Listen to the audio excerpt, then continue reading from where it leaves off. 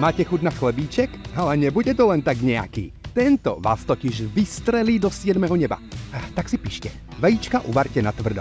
Slaninu položte na pečiaci papier pomazaný teriaki omáčkou, plátky pomažte i z vrchu a opečte z obidvoch strán. Behom pečenia môžete slaninku ešte premazávať omáčkou. Ideme na krém.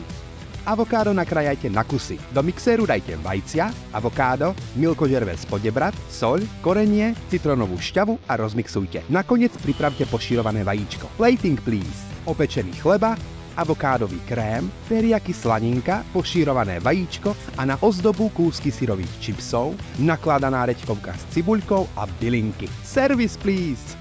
Tak to je luxus a tie chute? Úplne dokonale. Lahodný krém s chrumkavou sladkastou slaninkou a tekutý žltok, ktorý všetko perfektne prepojí. Celý recept nájdete na pavelberky.com, tak mazajte pre avokáda. Čau!